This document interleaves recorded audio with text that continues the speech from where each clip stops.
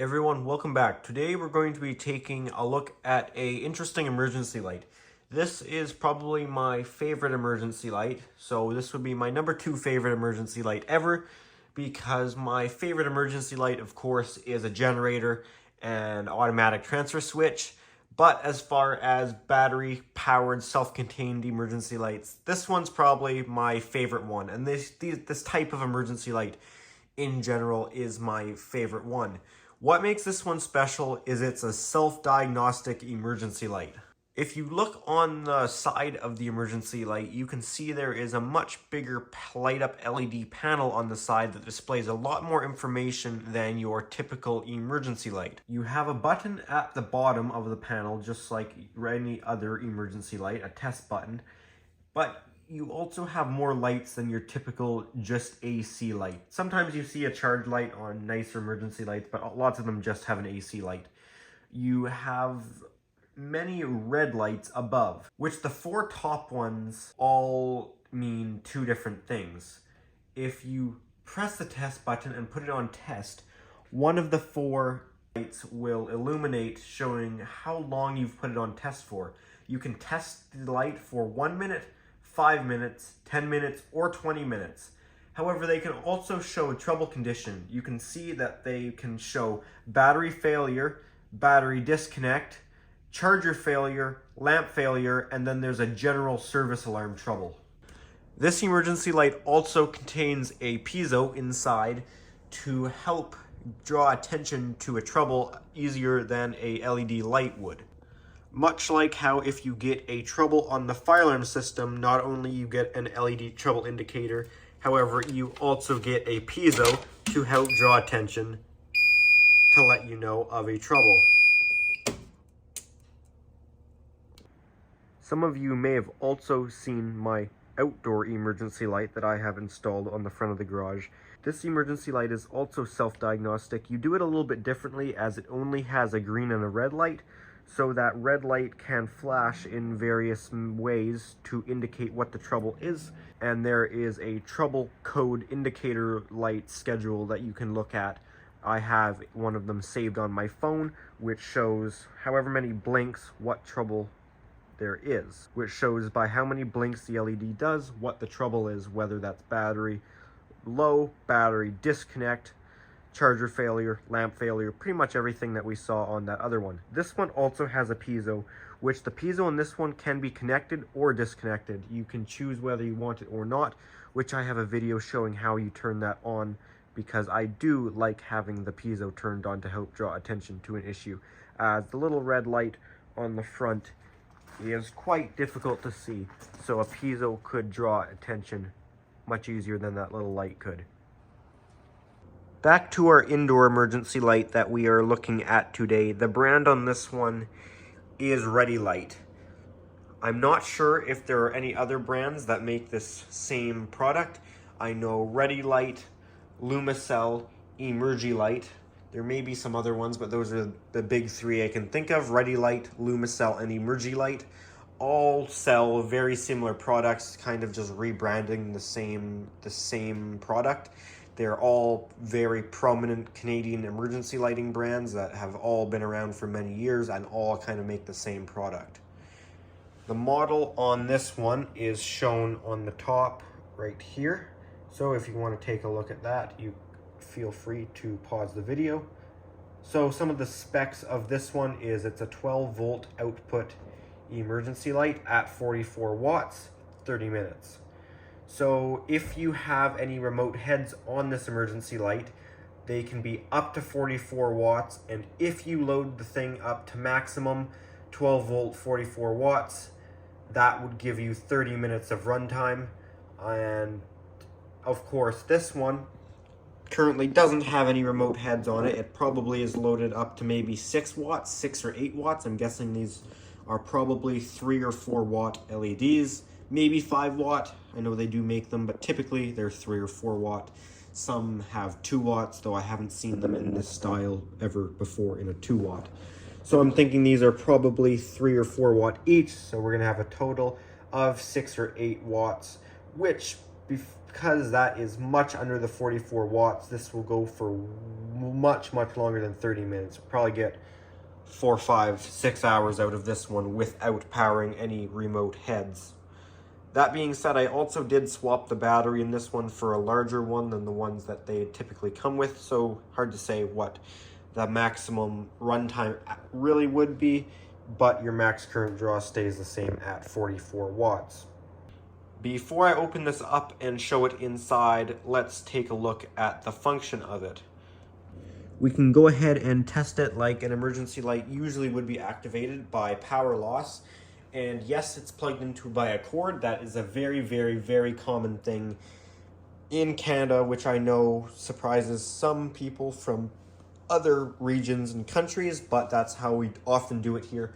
Lots of emergency lights are hardwired, but it does seem to be quite common to have plugged-in emergency lights, which I don't like because they just get unplugged by people and then get drained down, which this is sort of off topic, but I don't think it should even be allowed. In our Canadian electrical code, there are rules around keeping emergency lights from being disconnected, such as they have to share a circuit with lighting or exit signs. They can't be on a circuit with receptacles. However, they also can't be on a circuit alone. The concern is if they're on a circuit alone and that breaker trips or is switched off and the emergency lighting dies, runs out of battery, there is no indicator that the emergency lighting is no longer functional.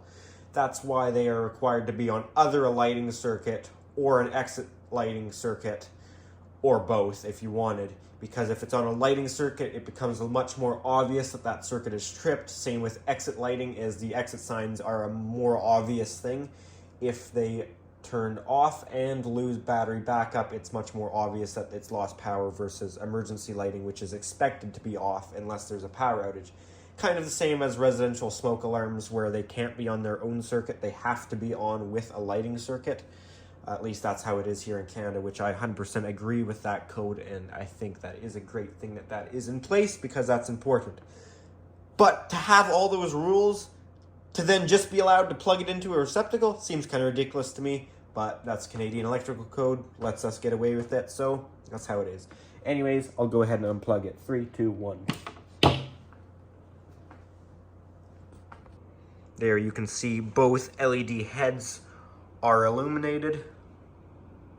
They're nice and bright on this emergency light here.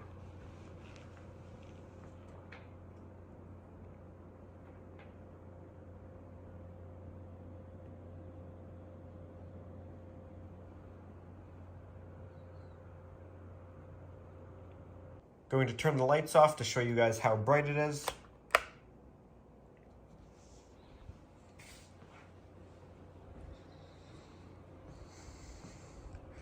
We can angle them the same direction so we can tell easier. These are the ones that you can just turn by forcing them. They don't have a set screw. And as you can see, these do provide quite a bit of light. If we spin over here, there you go.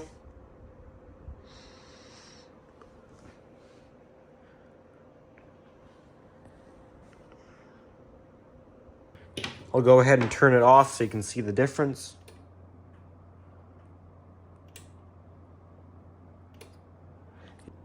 Yeah, I bet that's a feature you haven't seen on emergency lighting before. Maybe you have if you know your stuff and have worked on them. Usually, that right there is not something you can do. Let me show you again in case you guys didn't see. Emergency light is unplugged.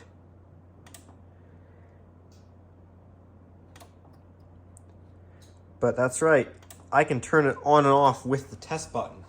Maybe that doesn't stand out to you guys, but for me, I think that's a pretty cool feature, which I have never seen before on emergency lighting. I really haven't worked on much of this self-diagnostic stuff, but I think it's pretty cool. Plug back in, unplug it, switches to battery mode, but even with it being unplugged, I can turn it back off. I think that's pretty cool. Usually how they work is you can hit the test button and they'll come on when it's plugged in, But as soon as it's unplugged, the only way you can get it to turn back off is open it and disconnect the batteries or plug it back in. It's a pretty cool feature that you can actually use the button on the side to turn it off when it's in emergency mode. That's something I don't see too often. Speaking of that, I haven't actually showed you guys using the test button to test the unit. So if we press this button once, we have it lit up on 1 minute test. So we can count to 1 minute here, and in 1 minute it will turn off. We can also cancel our test by hitting again, but let's press it and count to 1 minute. 1, 2, 3, 5, 6, 7, 8, 9, 11, 12, 13, 14, 15, 17, 18, 19, 20, 1, 2, 3, 4, 5, 6, 7, 8, 9, 1, 2, 3, 4, 5, 6, 7, 8, 9, 4, 1, 2, 3, 4, 5, 6, 7, 8, 9, 51, 55, 57, 58, 59, 59, but pretty close. So there's your 1 minute test. You press the button and it goes off automatically after a minute.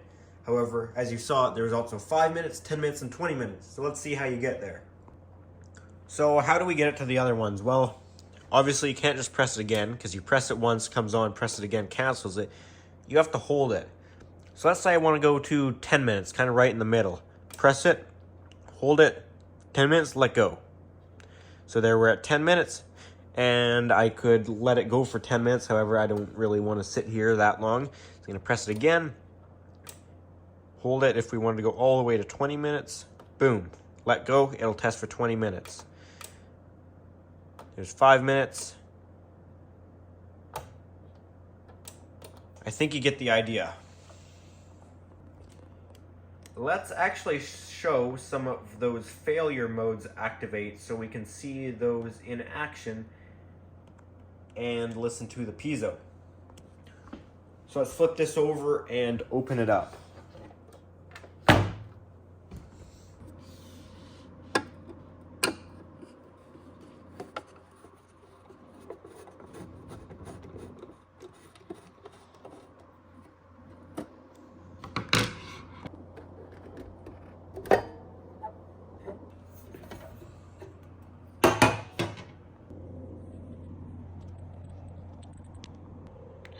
So here it is. Here's the insides of it. Now let me start off by saying this isn't the batteries that come with these. This is a 12 volt 9 amp hour battery, larger than the batteries that come with it. Are you supposed to put a bigger one in? I don't really know. I know that we do that oftentimes in the field, that we'll put in bigger batteries than we've taken out, not to give a larger output capacity, because you're still fixed with whatever the unit's rated for. However, it can give you more output time. The batteries that come on these units are these right here. They typically come with two 6 volt 5 amp hour batteries. There you go, 5 amp hour 6 volt. Oh, I guess it's right there too. So that's what these typically come with. 6 volt 5 amp hour, and they're wired like your fire alarm panels would be, negative to positive, to put them in series so your battery stays 5 amp hour. However, it's 12 volt. So instead of having basically you have a 5 amp hour 12 volt battery typically in these, and I upgraded to a 9 amp hour 12 volt battery. By the way, the 9 volt 12 amp hour is the same physical size of a 7 amp hour 12 volt. So if you're used to looking in the dumb versions of these emergency lights, such as the one stood behind me, like these units right here, this is a Lumicell, same thing, they're all the same thing. If you want an example of another ready-lite, well, here's one up here. That's a 6 volt one, but otherwise they look identical inside. Other than that would be a 6 volt battery instead of 6s in series or a 12. Anyways, what I'm saying is these have a lot more going in, as these actually have a little microprocessor inside. So there's actually basically a small tiny computer in these things. Probably not a very advanced computer, but there is still a computer in them, unlike just relay logic, which, yes, that means more things to go wrong, and they could be seen as more unreliable. They do have more reliability in the sense that they actually monitor for trouble and can let you know if there's an issue, but yes, there's more to go wrong with them. This actually came from my school district's board office. I just took it today. And yes, I literally kind of did just take it. Hold on, before you start typing angry comments at me, yeah, I took it, but I made a trade with them.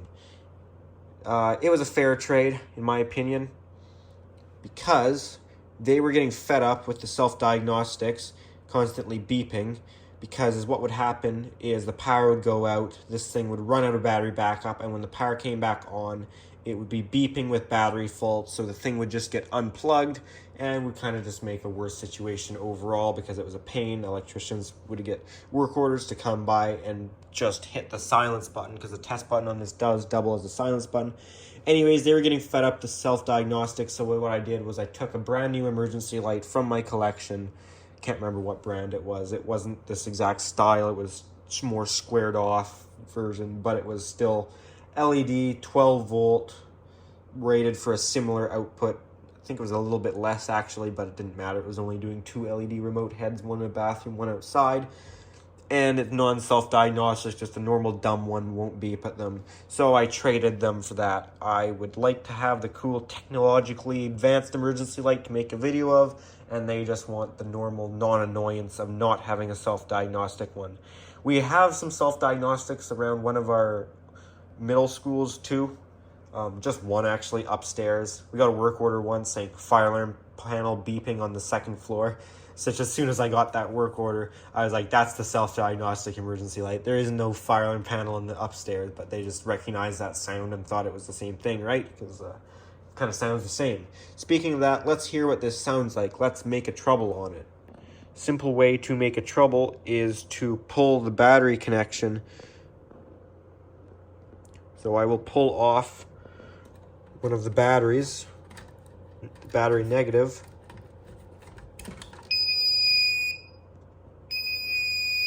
Sounds just like a fire alarm panel, eh?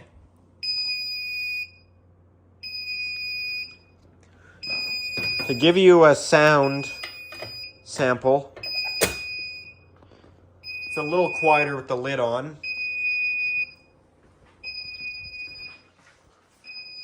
But it will certainly get your attention. It's not obnoxious, but it's annoying. So even if I go real far away. Hello there. Well, I can't get that far away. It's kind of in the middle of the room, but you get the idea. So you can see we have battery disconnect trouble on it and just your general service alarm, which, yeah, battery is disconnected. And we can use that silence switch to silence it. So then it is then silenced. I don't know if it's a latching silence or if after a certain amount of hours or days it will unsilence itself. That's something that would be interesting. So obviously won't work.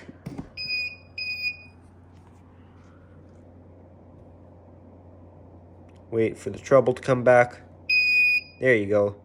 Just like fire alarm. Typical microcontroller. It's not instant. It takes time to think about stuff. So we can plug our battery back in. That's why there's a jumper sitting down there. It's because typically they would come with these batteries, and I just figured I would leave it in there. So if I plug this back in,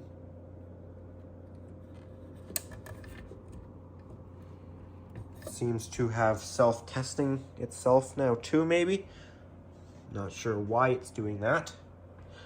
Who knows? But it's probably part of its self-test, maybe because we completely unplugged it.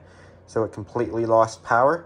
This is actually probably the first time in a while it completely lost power, because it was really nice having that turn-off feature, because when I was disconnecting it in that school district board office today, instead of having the thing lit up in my face, and because I unplugged it to make it safer, unplugged it, and I was taking off the remote heads, but to help decrease my chances of shorting them, I just flicked that button and it turned off and wasn't blinding me right in the eyes as I'm trying to uninstall it. So that feature is pretty nice. Speaking of shorting it out, there is your fuse right there. It's got a 15 amp fuse that's more like the car style that you'd put in your car fuse box versus the typical cylindrical fuses that pop in, your glass tube fuse that you'd usually put in these things. Anyways, I just kind of like that. So I think it must be doing a self-test here because it completely lost power. Right, that's what I was saying before I distracted myself with the fuse.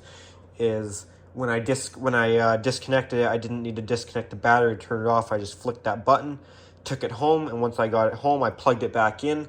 So it was just kind of sitting there on its battery, keeping the board awake but not wasting its power on the lights. Anyways, we can turn that off. There we go. So that was battery disconnect trouble. This also monitors the lamps, which is nice. So I don't think it would help if you had remote heads, as it probably can't tell the difference. But if I loosen that off, take the positives off the lights,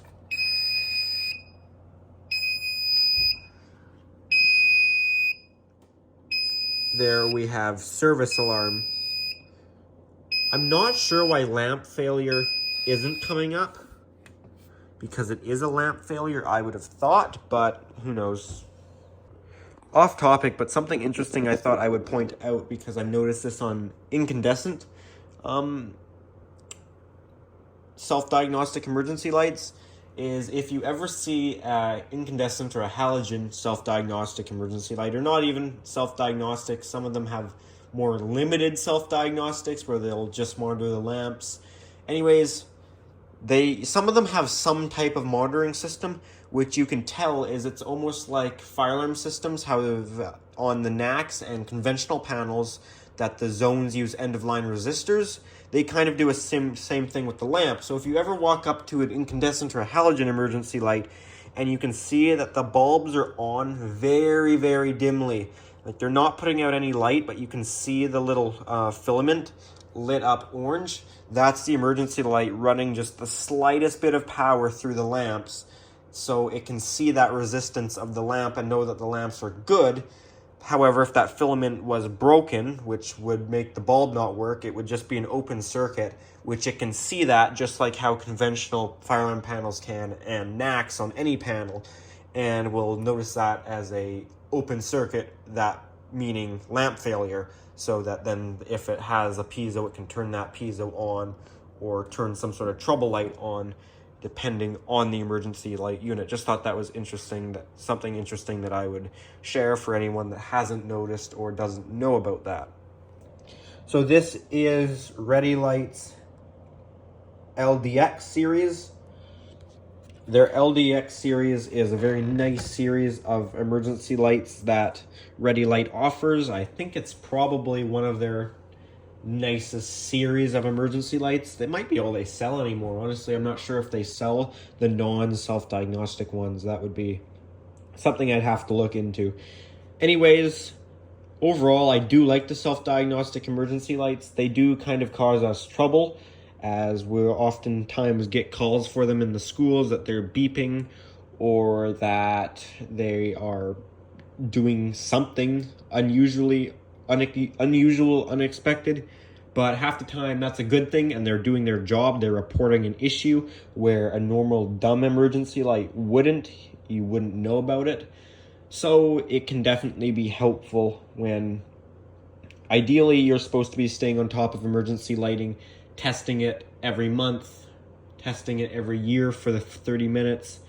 However, we have to accept reality and understand that sometimes things get forgotten, that it is humans looking after this technology, and as much as there are rules and codes in place, mistakes happen, and at the end of the day, robot computerized equipment can sometimes do a better job at monitoring things than humans can, even if we're supposed to be checking up on it.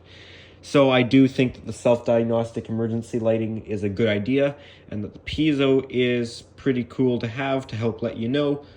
I think that's about all I have to show with this emergency light, so let's go ahead and put it back together.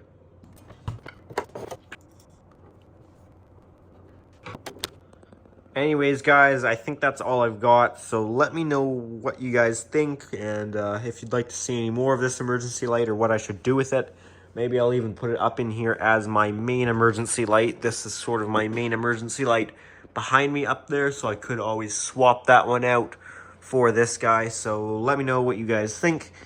And if you enjoyed this video, make sure to give it a thumbs up. If you have any comments or questions, make sure to put those down in the comment section down below. And if you're interested, feel free to check out my Instagram account at Pickle700 for bonus content and stuff sometimes posted earlier than you would see it on the YouTube channel. Anyways, that's all I've got. Thanks for watching, guys.